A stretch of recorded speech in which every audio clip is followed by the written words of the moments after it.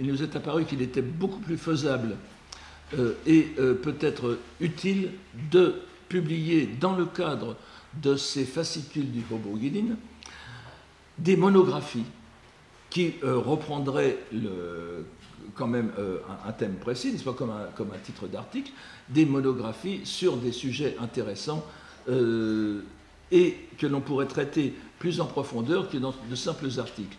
Et l'un des premiers thèmes qui m'a semblé intéressant de traiter, c'était justement le thème de ces 3 jours, c'est-à-dire les longhi, que je traduis provisoirement par disputation. Et vous avez vu, tout le monde a vu que nous avons assorti le titre de disputation d'un adjectif précis, des disputations bouddhiques japonaises médiévales, c'est-à-dire donc un peu à l'encontre du titre du Hobo-Guilin, qui est le bouddhisme d'après les sources chinoises et japonaises. Pourquoi les disputations japonaises et pas chinoises? Alors nous allons peut-être entrer, je n'entrerai pas ici dans les détails, cela fera aussi le sujet de nos discussions, pour ne pas dire de nos disputations des 2 jours suivants, mais il est évident, il y a une situation d'évidence. Comme beaucoup de choses, la disputation, le longhi, remonte certainement à la Chine, mais la forme qu'il a prise, que la disputation a pris au Japon, est très difficile à faire remonter aux sources chinoises, n'est-ce pas? Nous allons voir aujourd'hui quelques spécificités, quelques singularités du longhi japonais. Il y a, dans une certaine mesure, bien sûr, des origines chinoises tout à fait identifiables, mais il y a une sorte de rupture, je dirais, entre la formalisation qui s'est opérée au Japon et ce que nous pouvons trouver en Chine. Alors, nous avons décidé de scinder la question en 2 et de commencer par l'endroit où nous avons le plus de sources sur la plus longue période et la plus grande diversité d'origine, c'est-à-dire le Japon. Et j'espère que lorsque nous aurons publié cette première monographie, il y aura suffisamment d'intérêt et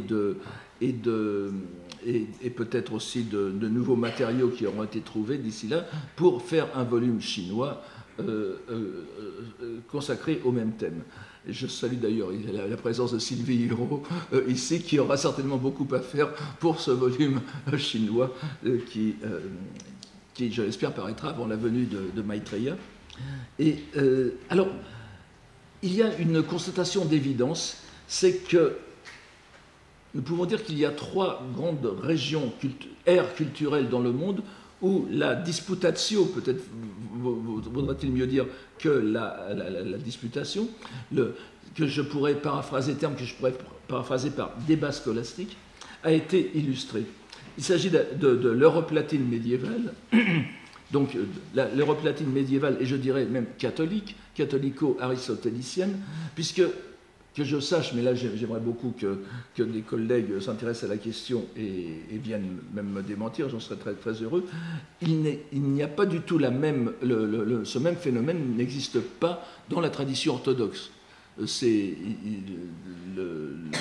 la disputatio, bien qu'on parle toujours de discussion byzantine, elle ne se présente pas du tout dans les mêmes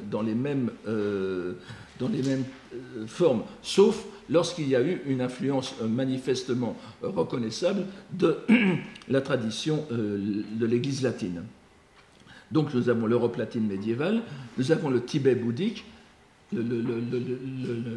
le bouddhisme tibétain, un phénomène qui perdure jusqu'à maintenant, comme le savent tous les touristes qui sont allés dans les monastères tibétains, et même en dehors du Tibet. Et puis, il y a le bouddhisme japonais. Alors, pour ce qui est de l'Inde non bouddhique, là non plus je ne m'avancerai pas, il y a des formes de disputation très, très, très formalisées, mais il faudra laisser cette question aussi aux spécialistes, et je pense aussi à mon collègue Vincent Elchinger, qui, avec mon autre collègue Irène Rosier-Catache, maintenant commence un grand travail de comparaison, travail synthétique sur la scolastique à travers les aires culturelles et les âges, et sur lesquels, bien sûr,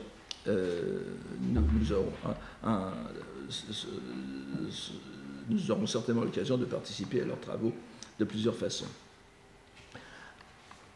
Donc je reviens au Japon. Il est vrai que moi-même et plusieurs autres personnes qui sont présentes dans cette salle, nous sommes beaucoup intéressés aux disputations dans l'école Tendai, et je salue ici la présence de Paul Groner, n'est-ce pas, qui a travaillé avec son grand travail sur Ryogan, qui a vraiment travaillé sur l'origine des disputations du Tendai. Mais contrairement à ce que nous pouvons penser lorsque nous sommes trop enfermés dans tel ou tel courant, tous les grands courants bouddhiques japonais, et même de façon très inattendue, ont cultivé la disputation. Je dirais même la terre pure, comme l'a montré amplement Jérôme Ducor, qui est ici aussi, n'est-ce pas, un endroit où l'on s'attendrait le moins à trouver cela, mais en réalité, les grands courants de la terre pure ont cultivé la disputation, et notre ami Didier Davin nous montrera aussi que cela existe dans le zen. Donc, au Japon, nous avons une immense littérature consacrée au Rongi, sous toutes ses formes. Non seulement le Tendai, mais les grandes écoles traditionnelles comme le Hossoshu, le Keigonshu, l'école ésotérique Shingon. Le professeur Abe nous a fait l'amitié de nous donner ici un recueil de matériaux sur les Rongi, n'est-ce pas, et les controverses bouddhiques en général, et vous voyez le nombre de travaux cités est très impressionnant. Il y en a partout, et c'est un domaine tout à fait pas encore exploré de façon synthétique. C'est donc dans cette perspective que nous avons organisé ces 3 journées de travaux sur les Rongi, en essayant d'en faire à la fois l'histoire, la typologie et la présentation, une présentation qui en soit à la fois synthétique et puis analytique, en les analysant selon les différents courants bouddhiques. Alors, évidemment, comme vous vous y attendez, et comme déjà nous allons le voir avec la conférence du professeur Abe, il va se poser un problème de définition de Rongi, n'est-ce pas, disputation, controverse, débat. Nous avons toutes les possibilités, et il est évident que l'origine en est bien sûr. L'origine la plus évidente vient de Chine. Nous pouvons penser, comme l'avait remarqué aussi le professeur Saito Mareshi, n'est-ce pas, nous trouvons déjà dans les fous chinois de la fin des Han des questions-réponses, n'est-ce pas, des mondos qui préfigurent une forme de débat. Les grands textes, bien sûr sans parler des analectes de Confucius, se présentent comme des questions-réponses. Il y a aussi la question-réponse, donc le mondo est une forme à peu près universelle, mais qui se trouve de plus en plus définie. Je pense par exemple dans le Tendai au grand texte du 8e siècle, le Kongo Beiron, n'est-ce pas, de Janjan, de Tannen, qui se présente sous la forme d'un dialogue en question-réponse qui se fait en rêve. Et je trouve très intéressant de voir un écrit comme par exemple le Musoki, sur lequel nous avons travaillé l'an dernier, de Jien, qui relate le rêve, enfin, un rêve primordial et d'autres rêves de Jien, qui se développe en une forme de question-réponse de Jien avec lui-même, n'est-ce pas? Donc nous avons ici une sorte de débat intérieur qui est la forme la forme la plus élémentaire de ce débat, le débat avec soi-même pour résoudre les questions. Ce qui est différent de la controverse entre religions, qui s'est développée en Chine, n'est-ce pas, entre les trois grandes doctrines religieuses, et les controverses entre sectes et écoles.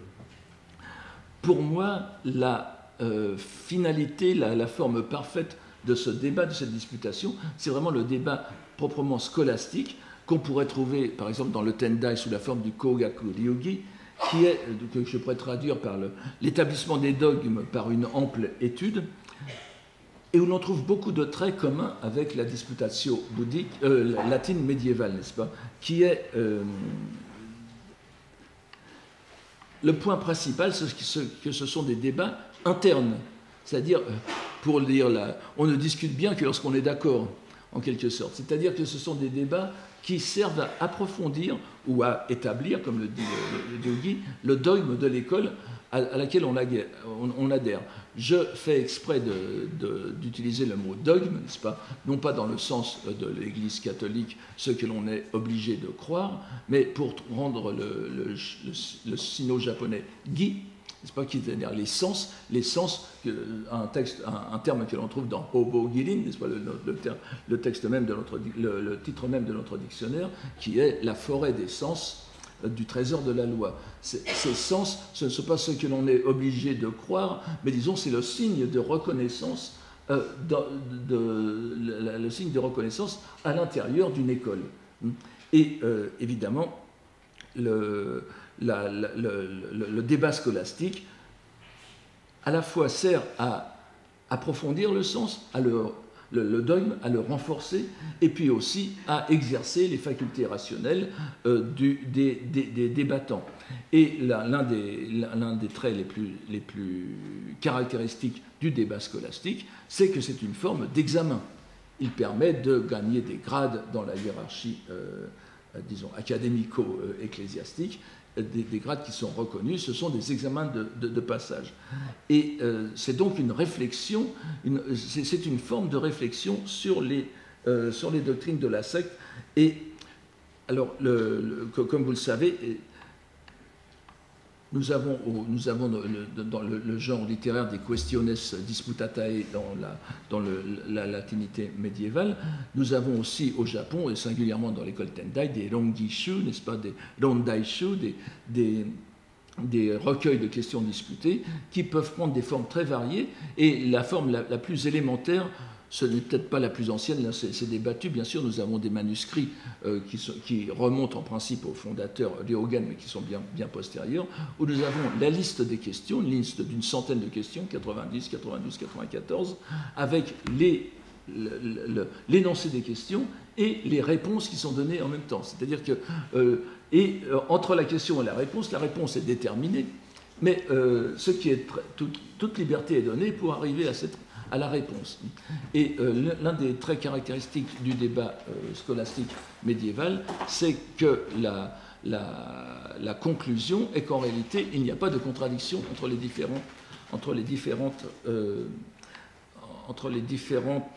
positions. On arrive toujours à une forme de synthèse qui n'est pas hegelienne, mais qui est tout à fait bouddhique, n'est-ce pas, pour montrer que les deux positions il y a une position l'une des positions intègre complètement l'autre. Alors, la tradition japonaise du débat scolastique a aussi un trait tout à fait original qui, par force, ne se trouve pas en Chine, encore que l'on pourrait en débattre là aussi, c'est la question linguistique. Et comme je vous l'ai dit tout à l'heure, la préoccupation majeure de cette chaire, c'est la relation Wakan, n'est-ce pas, japono-chinoise, dans l'histoire intellectuelle du Japon. Et dans les disputations, dans les rongi japonais, nous avons cette forme tout à fait évidente, puisque ça se déroule en japonais relativement classique, donc oralement bien sûr, mais elle est notée, et la très grande majorité des recueils de questions disputées sont en chinois hybride, c'est-à-dire qu'il y a déjà un décalage entre la notation, la mise par écrit de ces textes et l'oralisation. Et il y a quelque chose de tout à fait intéressant, bien sûr, c'est que ces disputations se fondent sur des citations scripturaires chinoises et qui sont le plus souvent données dans la disputation en lecture sino-japonaise phonétique et pas en lecture explicative. C'est-à-dire que la citation chinoise est là massive et demande à faire l'objet d'une analyse, d'une exégèse en langue japonaise. Il y a une dialectique constante entre les deux langues qui est pour moi tout à fait passionnante. Et cela a bien sûr influencé la réflexion japonaise en général. Cette année, nous avons travaillé, les dernières séances de l'année passée ont été consacrées au Gukansho de Jien, qui est un travail d'historiographie. On parle souvent du premier texte de réflexion historique japonaise, un texte qui date donc des environs de 1219-1223. Et il est manifeste qu'il y a des influences du style des disputations dans les réflexions que Jien inscrit en japonais, donc dans un style très proche parfois du style des disputations, parce que c'est un mélange de langue classique et de langue orale, qui se rapproche aussi de son texte sur le rêve, justement, où il y a cet embryon de dispute avec soi-même. Donc la question langagière est au tout début de ses préoccupations. Et l'une des grandes marques japonaises, originalité japonaise des disputations, et vous comprendrez pourquoi donc cela m'intéresse aussi, c'est l'usage du waka, du poème japonais, de la poésie japonaise.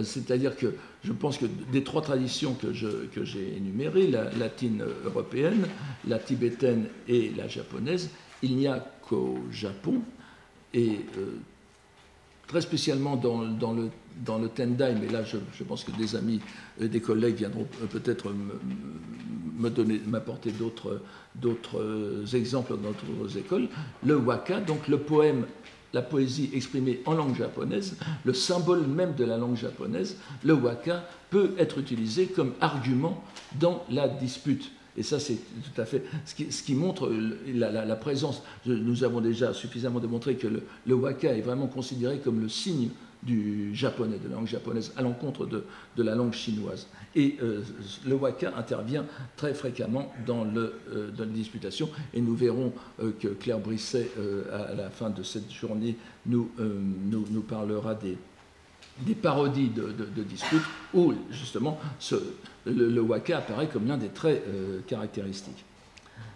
Et je vois que le temps passe très vite. Donc nous verrons que les rongi ne sont pas seulement donc limités à la scolastique japonaise, mais que le procédé même a été copié, comme dans le Gukansho, parodié, comme nous allons le voir avec Claire Brisset et le professeur Ishii, qui nous donnera aussi quelques indications sur la théâtralité du rongi. Et donc, elle est par-delà le cadre étroit de la scolastique, elle a une grande influence sur la culture japonaise en général.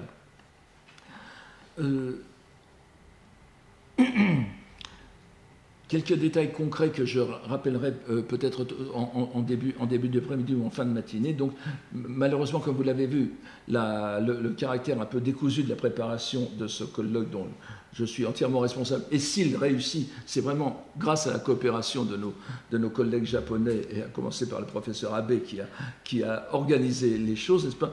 Mais je voulais vous dire que cet après-midi, le programme sera un peu changé. Nous commencerons à 14h30 avec la communication du professeur Ishii, puis de 15h15 à 15h45, il y aura une pause assez longue parce qu'elle permettra aux participants du colloque, aux communicants, d'aller voir un rouleau japonais qui sera exposé ailleurs.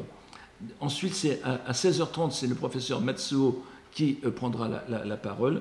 Ensuite, notre ami Jérôme Ducor, puis finalement Claire Brisset. Cela nous permettra de résoudre la quadrature du cercle, parce que nous avons deux personnes qui vont faire l'interprétariat de nos collègues japonais de l'après-midi, mais ils ont des contraintes horaires qui ont fait que nous sommes obligés de changer le programme. Alors, il me reste à remercier 2 personnes qui ont accepté de façon tout à fait impromptue de s'occuper de la présidence des deux séances du matin et de l'après-midi. Notre ami Frédéric Girard de l'École française d'Extrême-Orient, donc, pour la matinée, et notre ami Lucia Dolce qui accepte vraiment avec la plus grande gentillesse de faire cette séance de l'après-midi qui va être un peu rock'n'roll, si j'ose dire, et de la SOAS de Londres, dans la School of Oriental and African Studies, grande spécialiste aussi, comme Girard l'est de la culture bouddhique japonaise et des philosophies jusqu'à la philosophie moderne. Lucia Dolce, évidemment, s'occupe des religions japonaises médiévales et tout spécialement du Nichiren-shu. Voilà, il me reste maintenant à céder la place. Alors, je voulais, nous commençons sous des auspices tout à fait extraordinaires, n'est-ce pas, puisque notre ami Paul Swanson, qui nous fait l'amitié de venir, vient de me donner la publication. C'est comme un croissant chaud, n'est-ce pas? On sent presque encore la chaleur du four. La publication de sa traduction anglaise du Makashikan, n'est-ce pas, qui est vraiment sans doute l'un des textes les plus cités dans les disputations. Et non seulement dans les disputations, mais dans les poèmes bouddhiques japonais. Le Makashikan est vraiment... Si on ne lit pas le Makashikan, on ne peut pas lire la poésie japonaise bouddhique du Moyen-Âge. Et nous avons maintenant la chance de l'avoir en anglais. C'est comme... l'histoire entre Shakyamuni et Maitreya, n'est-ce pas? Nous devions faire tous les deux, l'un la traduction française, l'autre la traduction anglaise. Paul Swanson et Shakyamuni, il est arrivé au terme. Moi, j'en suis encore très loin. Mais, en tout cas, voilà, c'est sous le signe du Makashikan swansonien que nous ferons cette journée que je vous souhaite aussi passionnante qu'elle l'est pour moi à l'avance. Voilà, je vais maintenant laisser la présidence à notre ami Frédéric et en priant le professeur Abbé de venir à son tour, puisque c'est Frédéric qui va le présenter et que je remercie encore. Alors, merci infiniment et bonne journée.